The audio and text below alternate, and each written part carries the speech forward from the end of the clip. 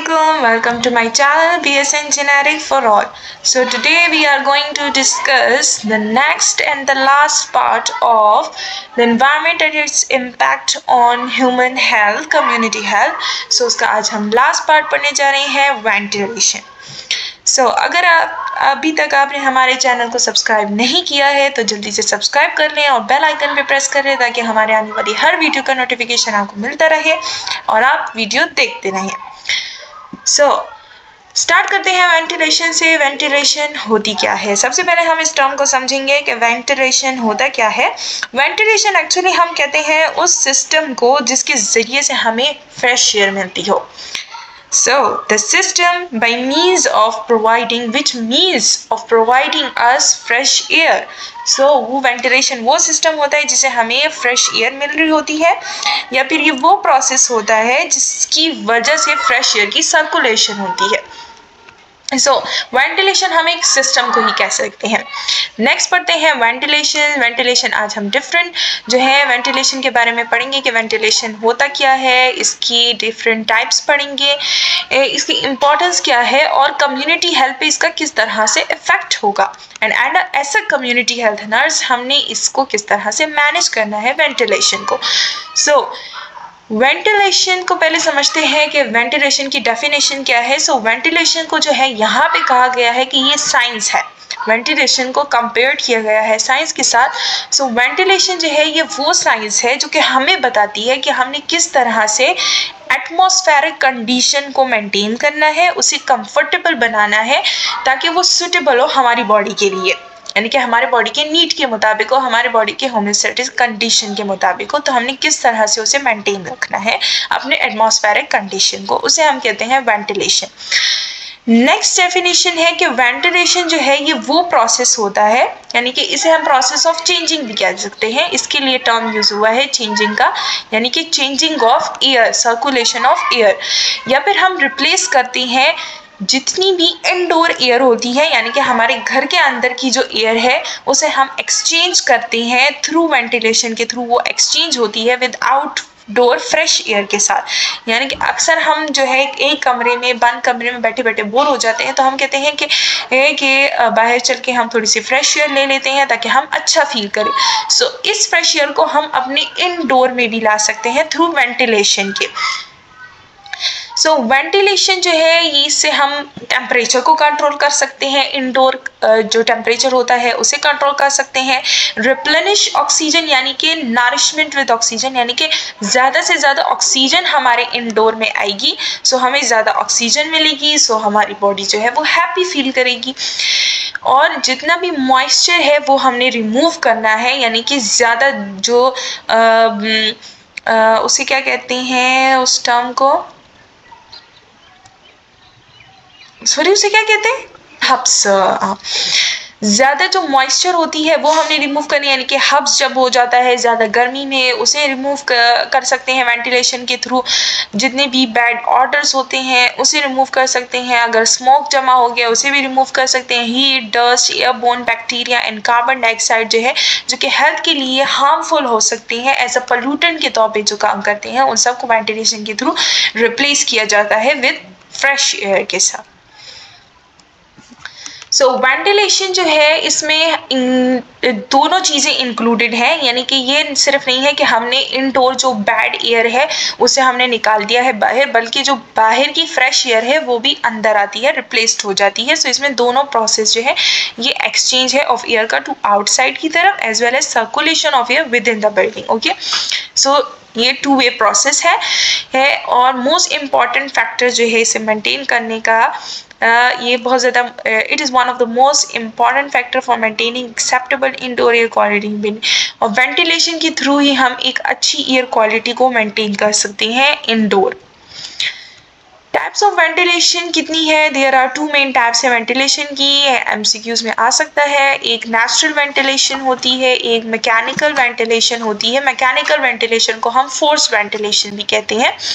So natural ventilation क्या होती है? नेचुरल वेंटिलेशन हम कहते हैं कि जब वेंटिलेशन हो रही हो बिल्डिंग में, यानी कि हम जहाँ पे रह रहे हैं वहाँ पे हम बिना किसी फैन के, बिना किसी मैकेनिकल सिस्टम को यूज़ किए बगैर ही हम वेंटिलेशन कर सकते हो, यानी कि एयर एक्सचेंज कर सकते हो बैड एयर को विद फ्रेश एयर के साथ। और ये हम तभी कर सकते हैं अगर वहाँ पे बड़ी बड़ी विंडोज हों, डोर्स हों, उसे खोल के हम वेंटिलेट कर सकते हैं और या फिर वो बिल्डिंग ऐसी या वो घर ऐसा होना चाहिए कि उसका आर्किटेक्चर उस तरह बना हो कि उसमें विंडोज बड़ी बड़ी लगाई हो तो वेंटिलेशन आसानी से, अगर विंडोज नहीं होंगी तो वेंटिलेशन नहीं हो पाएगी, फिर हमें मैकेनिकल की जरूरत पड़ेगी।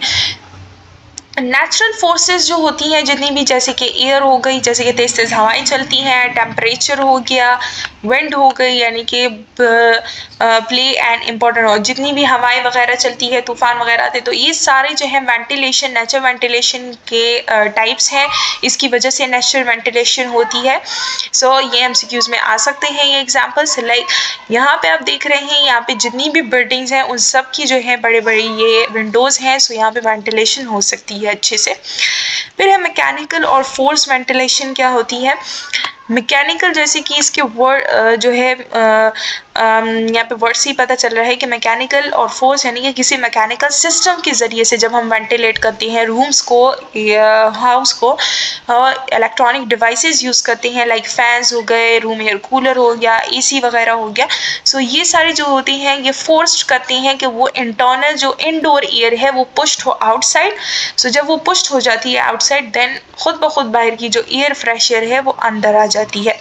ये हम ज़्यादातर जो होते हैं ये यूज़ करते हैं है, यानी कि इसमें अगर हम अब यहाँ पे देखें तो इन मैकेनिकल वेंटिलेशन में इलेक्ट्रॉनिक डिवाइसेस जो जैसे कि फैंस वगैरह रिमूव करते हैं एयर को फ्रॉम सिंगल रूम से टू होल हाउस सिस्टम में, और फिर उसके बाद रिमूव कर देते हैं पोल्यूटेड इनडोर एयर को, देन रीडिस्ट्रीब्यूट करते हैं फिल्टर और कंडीशन आउटडोर एयर को हाउस में। ये हम ज़्यादातर किचन एंड बाथरूम वगैरह में जो exhaust system, mechanical exhaust system हमने लगाया होता है, पंखा सा जो छोटा सा होता है जो हमने लगाया होता है, यानी कि अगर किचन में धुआं वगैरह जमा होता है, वो पंखा फैन हम ऑन करते हैं, सो सारा धुआं जो है वो बाहर की तरफ फोर्स्ड आउट होता है, सो इससे ह्यूमिडिटी कम हो जाती है।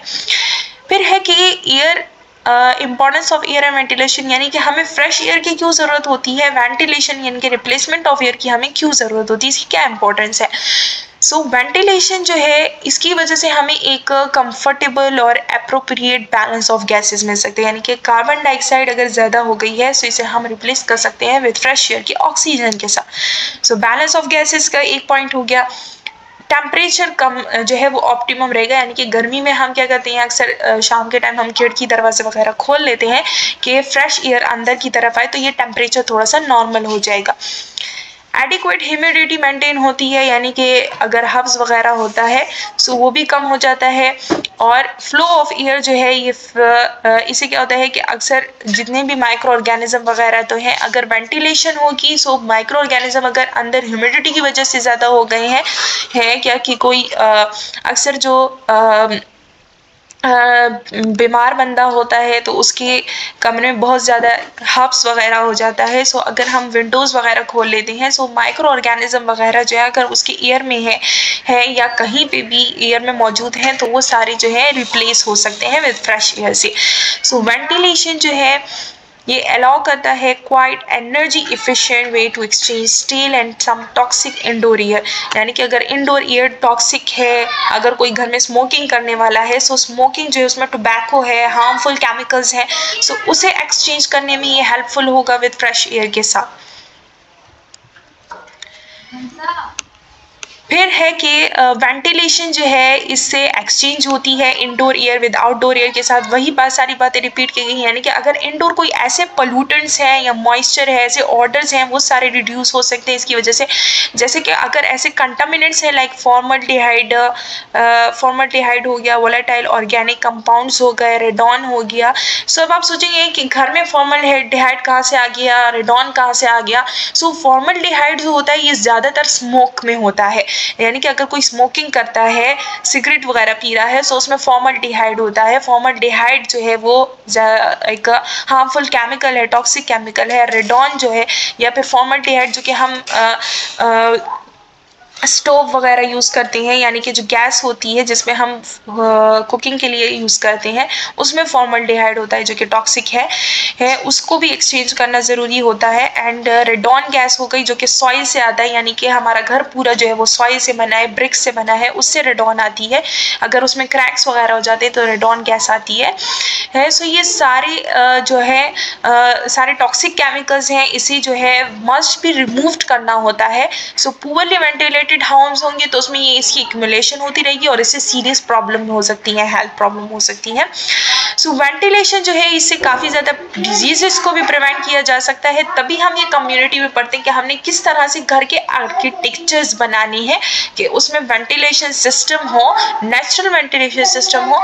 सो इससे हम कई ज़्यादा डिजीज को प्रिवेंट कर सकते हैं, लाइक कोल्ड्स हो गए, फ्लू हो गया, एलर्जीज, टीबी एंड एस्थमा वगैरह। ओके, फिर है एक्सेसिव इंडोर ह्यूमिडिटी, यानी कि अगर बहुत ज़्यादा ह्यूमिड एयर होगी, ह्यूमिड एयर हम कहते हैं यानी कि वो एयर जिसमें वाटर की क्वांटिटी ज़्यादा होती है, यानी कि जो हब्सा होता है, इसका नेगेटिव इम्पैक्ट होता है होम के कंफर्ट पे भी, और इससे जो कि हम सिर्फ वेंटिलेशन से ही कंट्रोल कर सकते हैं। कंबस्शन ऑफ गैसेस जो होती हैं, यानी कि अगर हमने कोई फायर प्लेस है हमारे होम में, उसकी वजह से कंबस्शन होती है। कंबस्शन और गैस हीटर अगर हमने लगाया, कैंडल लगाई है, ऑयल लैम्प लगाया है, ये सारे सोर्स हैं कंबस्शन की, यानी कि ये ऑक्सीजन को कंज्यूम करते हैं, लेते हैं और कार्बन डाइऑक्साइड प्रोड्यूस करती हैं। सो ये अनहेल्दी गैस है कार्बन डाइऑक्साइड और स्मोक वगैरह, जो कि हमने मस्ट रिमूव करना है, और ये हम रिमूव कर सकते हैं ओनली थ्रू वेंटिलेशन के। अगर वेंटिलेशन नहीं है तो इससे बहुत ज़्यादा डिस्कम्फर्ट होगा, डिजीज़ का चांस ज़्यादा होगा, कार्बन डाइऑक्साइड कंसनट्रेशन एक्सीड होगी। सो ये हेल्थ के लिए बिल्कुल भी सही नहीं है।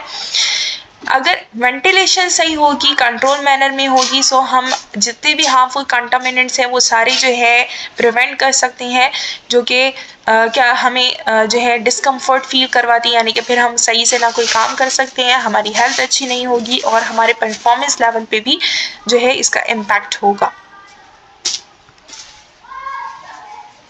Next is effects of poor ventilation on health, यानी कि पुअर वेंटिलेशन का क्या इफेक्ट होता है हेल्थ पे अगर हमारा वेंटिलेशन सिस्टम एडिक्वेट नहीं है। तो इसके हेल्थ पे क्या क्या इफेक्ट्स होंगे। As a community health nurse आपको ये पता होना चाहिए कि पुअर वेंटिलेशन जो है ये हमारी ना कि सिर्फ फिजिकल हेल्थ को बल्कि साइकोलॉजिकल हेल्थ को भी अफेक्ट करती है। फिजिकल हेल्थ को हमें किस तरह अफेक्ट करती है, हम वीक महसूस करते हैं, फटीग होती हैं।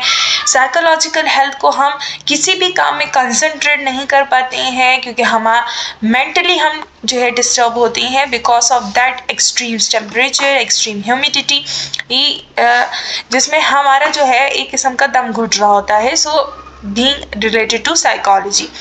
सो पुअर वेंटिलेशन जो होती है ये इसकी वजह से क्या होता है कि एक्यूमुलेशन हो सकती है हैजार्डस कंटामिनेंट, यानी कि एयर में जितने भी कंटामिनेंट, जितने भी बैक्टीरिया वगैरह ग्रो कर चुके हैं वो एक्यूमुलेट होते रहेंगे अगर वेंटिलेशन सिस्टम नहीं है। फिजिकल इफेक्ट्स होंगे हार्मफुल। साइकोलॉजिकल इफेक्ट जो होती हैं ये होते हैं कि स्ट्रेस अराइज हो जाता है जब लोगों को पता चलता है कि वो कॉन्स्टेंटली जो है एक हैजार्डस वेंटिलेशन सिस्टम में जो है वो एक्सपोज हो रहे हैं बार बार, और उन्हें बहुत सारी डिजीजेज हो सकती हैं इसकी वजह से। नेशनल इंस्टीट्यूट जो है फॉर ऑक्यूपेशनल सेफ्टी के लिए, national institute of occupational safety and health, ये एक इंस्टीट्यूट है, एक फाउंडेशन है जिन्होंने ये रिपोर्ट किया है कि पुअर वेंटिलेशन जो होती है ये एक बहुत बड़ा कंट्रीब्यूटिंग फैक्टर है इन सिक बिल्डिंग केसेस में। यानी कि सिक बिल्डिंग सिंड्रोम की वजह से जो होता है, तो इसे हम क्या कहते हैं कि जब हार्मफुल पॉल्यूटेंट जो होते हैं डिफरेंट सोर्सेज की वजह से जब एक्यूमुलेट हो जाते हैं पुअर वेंटिलेशन की वजह से, तो इसकी वजह से बिल्डिंग रिलेटेड इलनेस स्टार्ट हो जाती है जिसे हम सिक बिल्डिंग सिंड्रोम कहते हैं।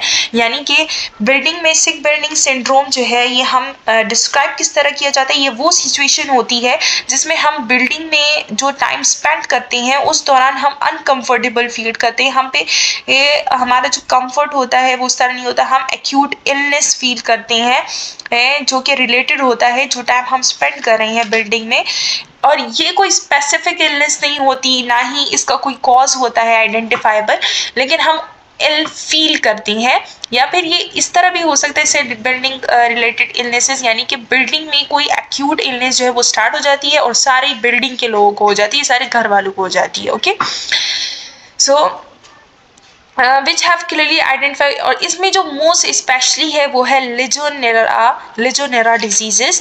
ये इंपॉर्टेंट है एमसीक्यूज के लिए, हर बार एमसीक्यूज में आता है। लिजोनेरा डिजीजेस जो होती हैं, ये लिजोनेरा डिजीज जो है ये एक सीरियस टाइप की नमूनिया लंग इन्फेक्शन होता है, सीरियस टाइप ऑफ नमूनिया है ये, इसकी वजह से लंग इन्फेक्शन हो जाता है और ये लिजोनेला बैक्टीरिया की वजह से होता है, यानी कि लिजोनेला नमूनियोफिला और इसके जो एसोसिएटेड स्पीशीज हैं उसकी वजह से होता है।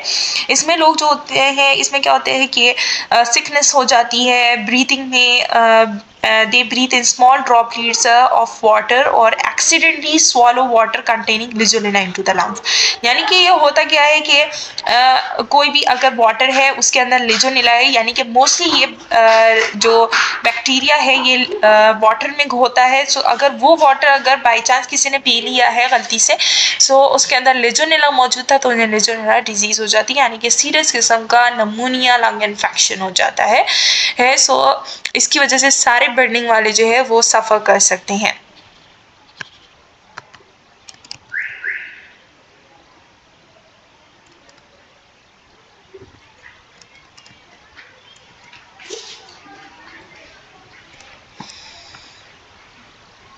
Then major outcomes of hazard of poor ventilation, यानी कि पुअर वेंटिलेशन की वजह से कौन कौन से ऐसे हैजार्ड्स हो सकते हैं, कौन कौन से आउटकम्स आते हैं अगर वेंटिलेशन सिस्टम सही नहीं है।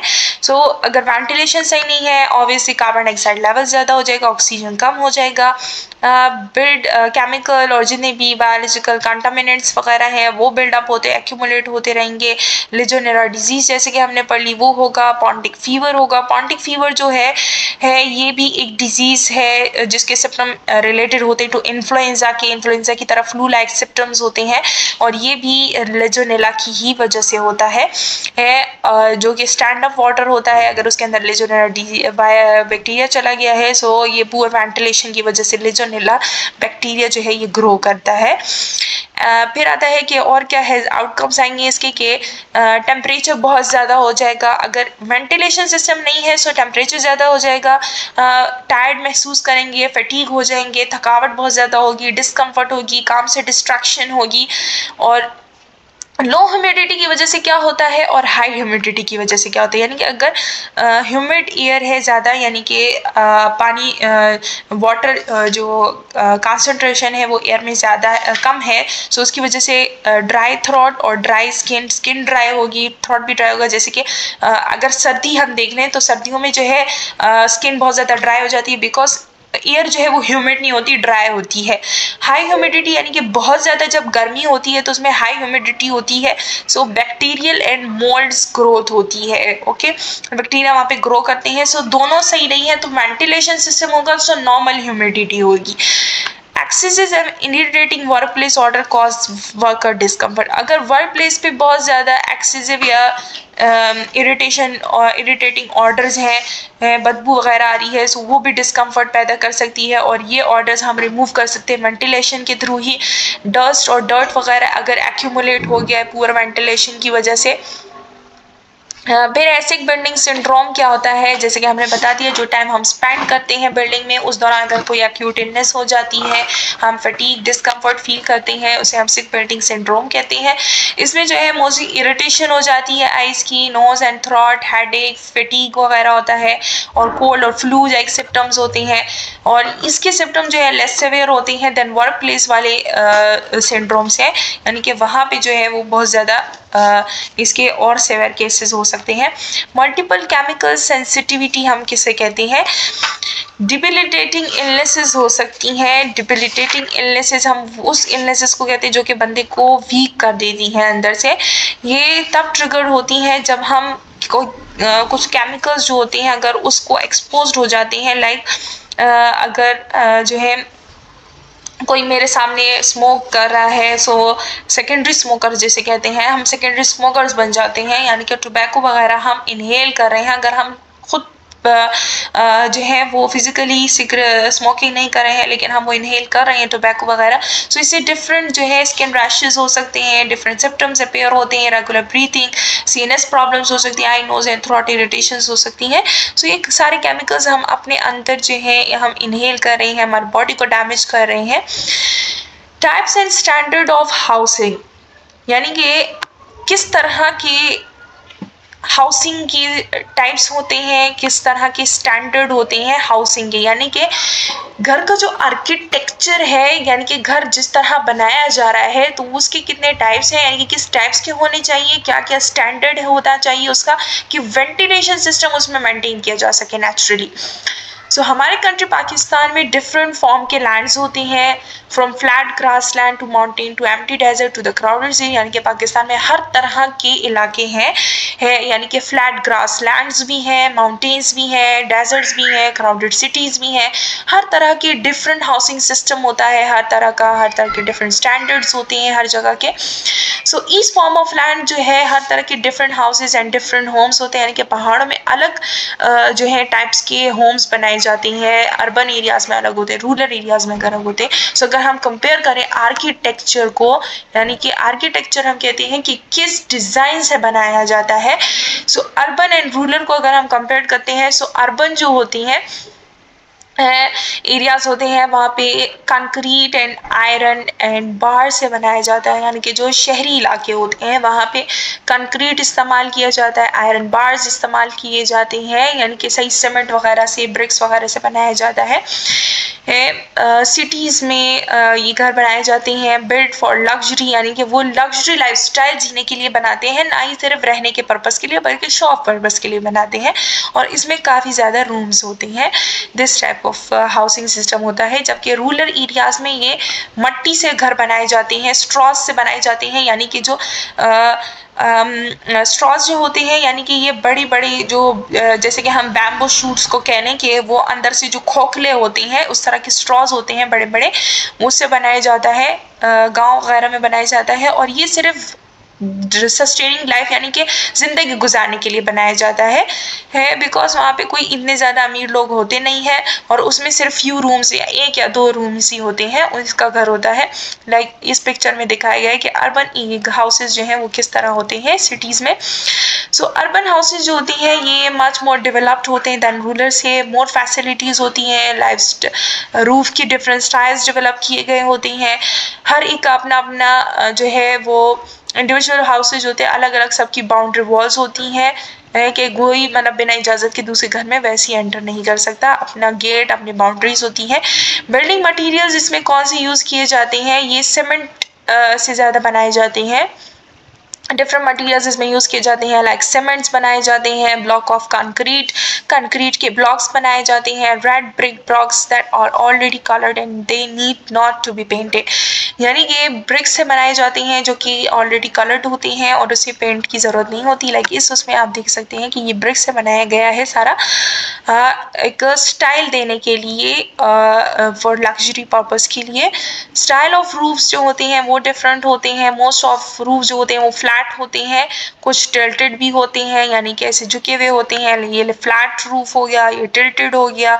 सम हाउसेज जो होते हैं विद वेरांडस जो होती है ये लार्ज बैल्कनी को कहती हैं, किसी हाउस में लार्ज बैल्कनी होती है जहाँ पे लोग like this is the balconies अलग होती हैं, टेरेसेस होते हैं जहाँ पे अक्सर लोग शाम की चाय पी लेते हैं।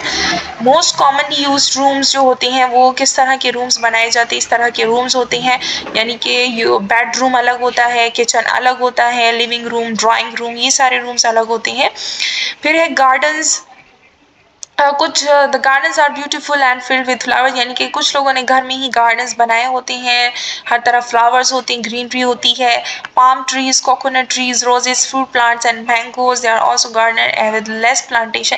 कुछ ऐसे गार्डन्स होते हैं जहाँ पे प्लांटेशन कम होती है, यानी कि वो सिर्फ खूबसूरती के लिए बनाए जाते हैं। अब रूरल वाले आर्किटेक्चर्स अगर देखें तो Pakistan's huts are usually inhabited by poor farmer who can't afford proper homes. यानी कि जो huts यानी कि जो झोंपड़ियाँ बनाई जाती हैं ये farmers वगैरह ज़्यादातर बनाते हैं जो कि afford नहीं कर सकते सही कंक्रीट वाला हाउस, ब्रिक्स वाला हाउस। ये huts जो होती हैं यानी कि झोंपड़ियाँ जो होती हैं मड से बनाई जाती हैं या स्ट्रॉज और ट्विक्स से बनाई जाती हैं। ये जो स्ट्रॉज होती हैं यानी कि जो भूसा वगैरह होता है उसके ज़रिए से ये सारा बनाया जाता है।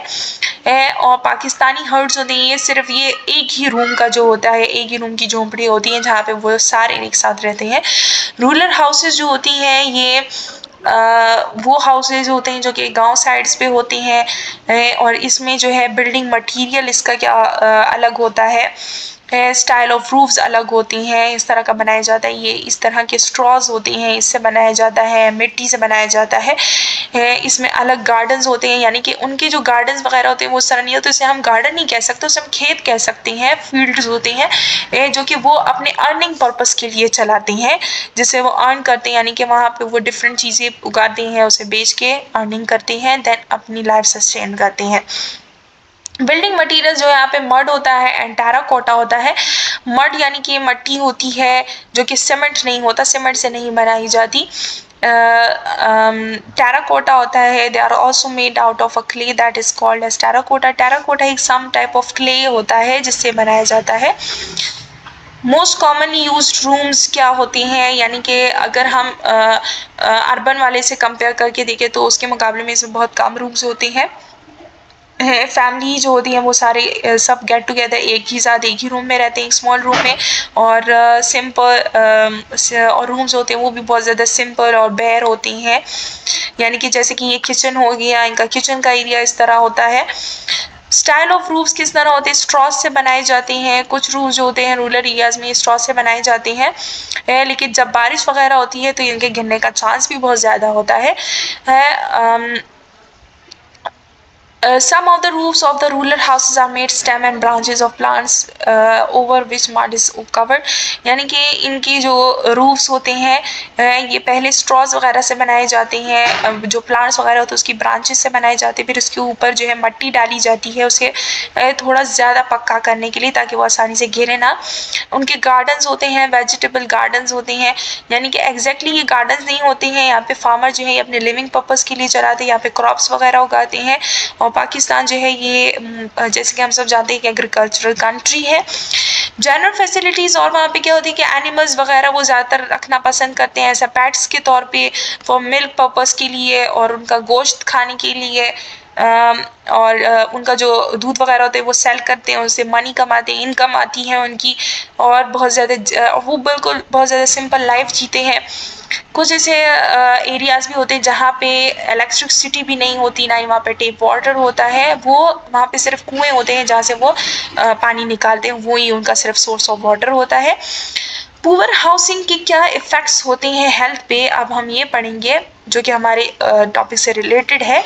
इम्पॉर्टेंटली अगर गुड क्वालिटी हाउसिंग होंगे ये बहुत ज़्यादा की एलिमेंट होता है जिससे हमें पता चलता है कि हाँ अगर हाउसिंग क्वालिटी अच्छी है तो हेल्दी लाइफ भी होगी।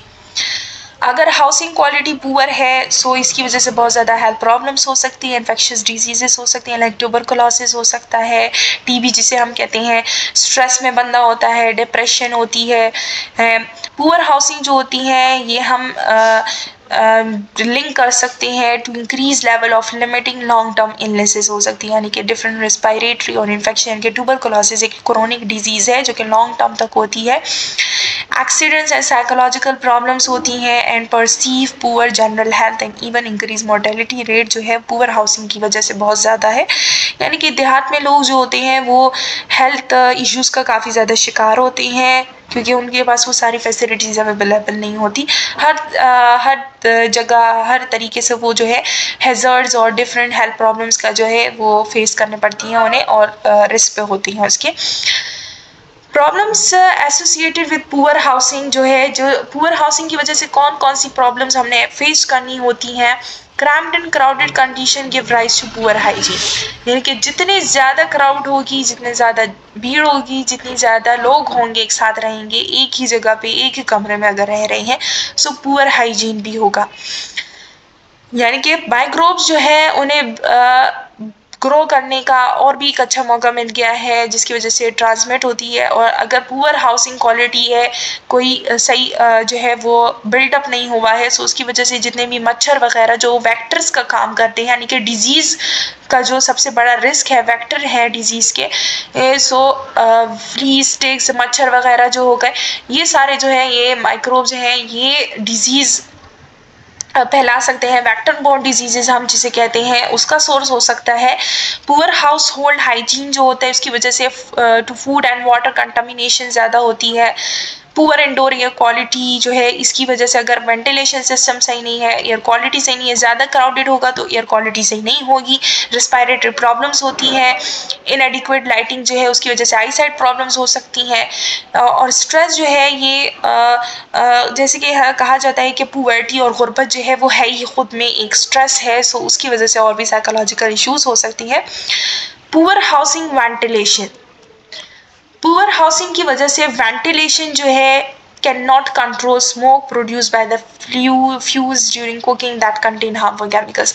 यानी कि जैसे कि हम गांव वगैरह में देखते हैं, उसमें झोंपड़ियाँ जो होती हैं उसी में एक तरफ वो सोते भी हैं, एक तरफ वो कुकिंग भी करते हैं, सो वो जो सारा स्मोक होता है, अगर वेंटिलेशन सिस्टम उसमें नहीं है, पुअर हाउसिंग है, वेंटिलेशन सिस्टम भी सही नहीं है, सो वहाँ पे जो जितना भी स्मोक वगैरह होता है उसकी वजह से डिफरेंट रिस्पायरेटरी प्रॉब्लम्स हो सकती है, ब्रोंकाइटिस हो सकता है, एस्थमा हो सकता है। यानी कि हम एक रिस्क फैक्टर तो सबसे बड़ा यही है कि जो किचन में जो हम फ्यूल होता है, जो आग जलाते हैं, उसका जो स्मोक होता है उसकी वजह से भी जो है टीबी हो सकती है, जो कि एक बहुत ज़्यादा क्रोनिक और अनट्रीटेबल डिजीज़ है।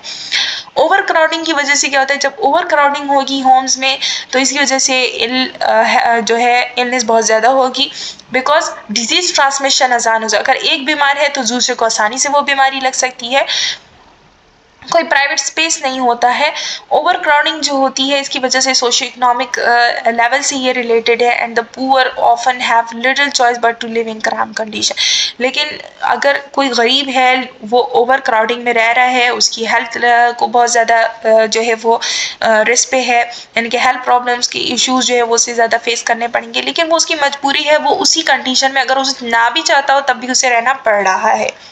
डैम्पनेस होती है, डैम्पनेस जो है हम कहते हैं जब एयर में वेट एयर होती है उसे हम डैम्पनेस कहते हैं। जब वेट एयर होगी यानी कि ह्यूमिड एयर होगी ज़्यादा, तो उसकी वजह से फंगस स्पोर्स के ग्रो होने का चांस ज़्यादा होगा और रेस्पिरेटरी एलर्जिक सिम्टम्स हो सकते हैं।